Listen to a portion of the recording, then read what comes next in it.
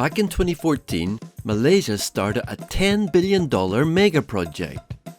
The plan was to create not one, not two, but 3 artificial islands off the coast of Malacca, designed to be a major tourism and trade hub. They wanted everything from luxury waterfront hotels, theme parks, and a deep-sea cruise terminal that could welcome the world's largest ships. Construction officially began. Cranes were up. Foundations were laid. It looked like things were moving. But then, everything just stopped. Today, it is nothing more than a ghost town. So, what happened to all those grand plans? Why did they just stop? And is this thing ever going to get finished? Let's find out what really went wrong with Malacca Gateway. Before we begin, did you know that over 90% of people who watch DesignZip videos aren't subscribed? If you subscribe, it really helps grow the channel, and you may also find our next video interesting too. Thanks for your support. Let's rewind to 2014, when Malaysia announced a massive project, Malacca Gateway. This was a $10 billion mega project aimed at creating 3 man-made islands off the coast of Malacca. The goal was to transform the area into a top-tier international port, tourist hub, and luxury waterfront destination. They planned to build hotels, theme parks, residential areas, and of course, a cruise terminal that could handle the biggest ships in the world. Now, the interesting part is that the project was not just Malaysia's idea.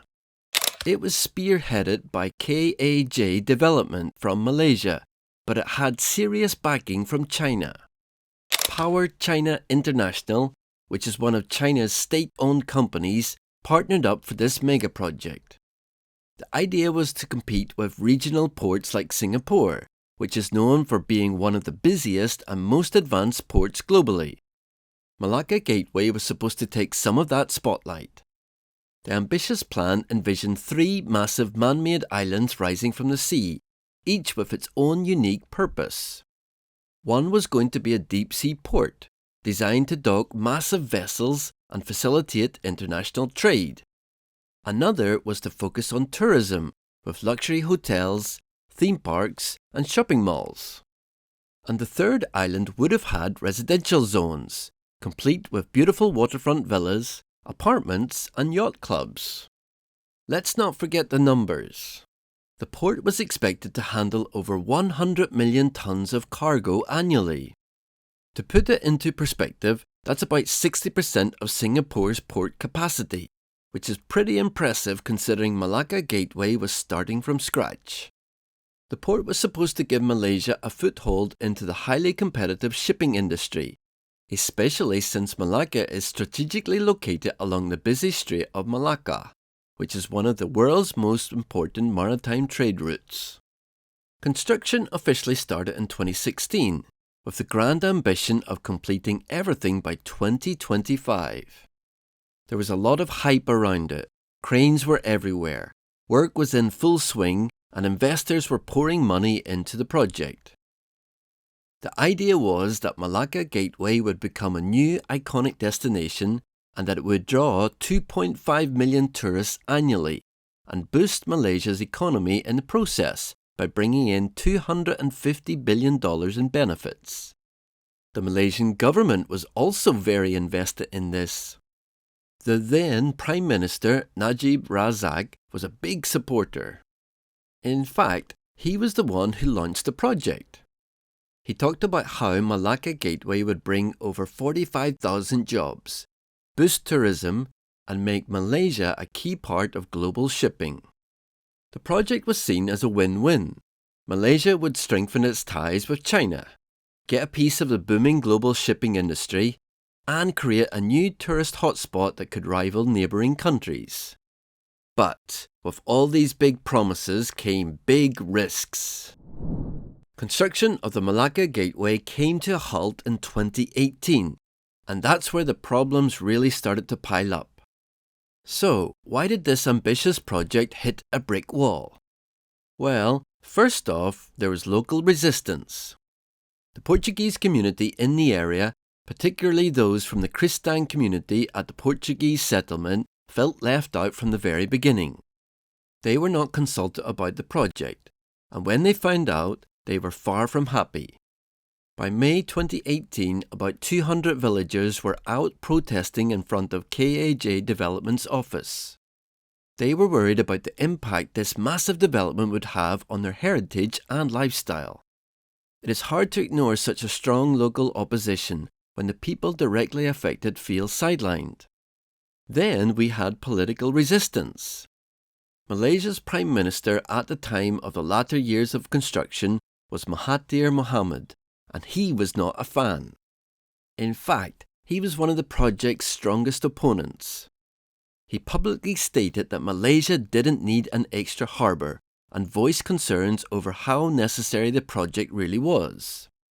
When the Prime Minister of a country is not on board, that's a major red flag for any large-scale project. One big issue that keeps popping up with Malacca Gateway is its environmental risk. Conservationists have pointed out that a large portion of the reclaimed land doesn't have proper breakwaters in place. That's causing some serious erosion problems along the coastline. The longer this goes on, the more damage it does to the environment. Without addressing this, the project could end up causing more harm than good. Then there's the issue of awareness, or the lack of it. After years of delays and legal disputes, it seems like people have almost forgotten about Malacca Gateway. Even industry experts don't seem fully aware of the project's current status. There were also financial hurdles.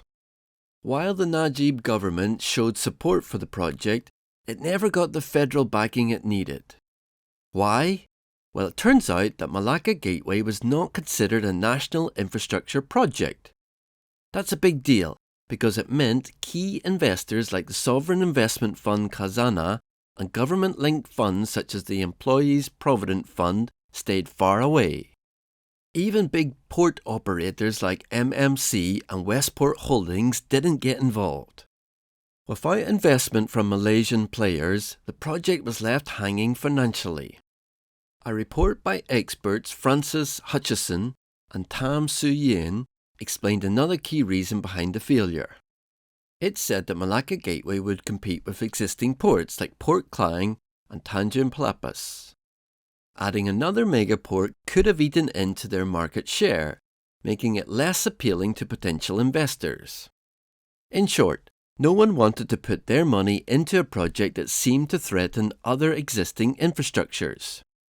To make things even worse, when the project was officially cancelled, KAJ Development, which was the company behind it, threatened legal action. They claimed they had already spent millions on environmental study and licensing fees, only for the project to be scrapped.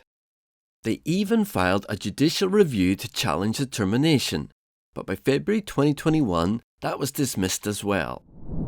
But you see, KAJ Development was not going to give up that easily. Basically, it was the Ministry of Transportation that had revoked the operating licence of KAJ Development. By February 2023, both sides reached an out-of-court settlement. So, in September 2023, KAJ Development got its licence back and construction started on the Malacca Gateway. But things are different this time around. The revived project is way scaled down. Now, it focuses mainly on cruise tourism, with both federal and state approval. There are new investors, new shareholders, and new leadership.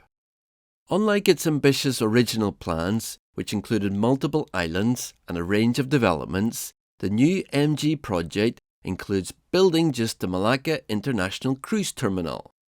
It is a smaller, more manageable plan with a price tag of $159 million, which is a far cry from the original $10 billion for the entire project. One of the major changes in the revival is that China's role has been reduced. While they were initially a big partner, their involvement is now limited to Sinohydro, which is a Chinese company handling land reclamation. Meanwhile, all the equity of KAJ Development is now held by Malaysians, including the Sultan of Johor, who owns a 1/3 share. With the downsize project, the focus is solely on cruise tourism. KAJ Development is now counting on just Malacca's UNESCO heritage status to attract tourists. Still, they are facing some challenges. Global growth is slow, and attracting investors is going to be tough. On top of that, there is stiff competition from Penang.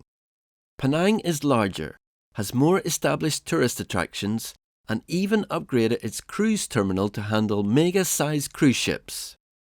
Plus, Penang already has partnerships with major cruise lines like Royal Caribbean. That puts Malacca in a tricky spot, as it needs to develop its own unique tourist attractions beyond just the cruise terminal. To bring in the cruise tourists, Malacca needs more than just a port.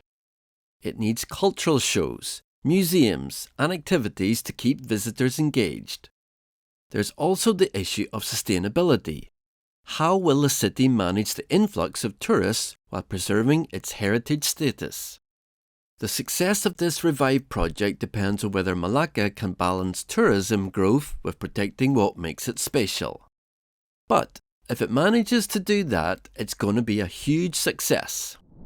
Malacca Gateway began with grand ambitions, but political, financial, and environmental challenges left it as an abandoned project. Now, with a scaled-down focus on cruise tourism, it's trying for a comeback. Do you think this revival will finally succeed, or is it too little, too late? Share your thoughts in the comments. And if you enjoyed this video, don't forget to hit subscribe. It really helps grow the channel. Thanks for watching. See you in the next one.